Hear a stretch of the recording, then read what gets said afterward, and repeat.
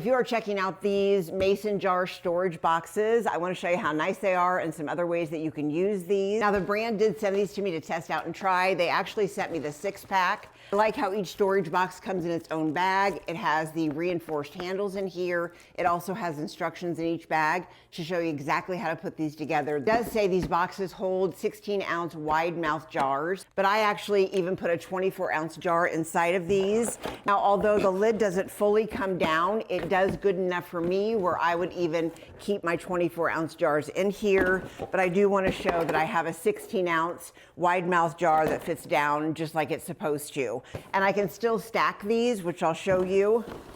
Now, another way you could use these are for crafts.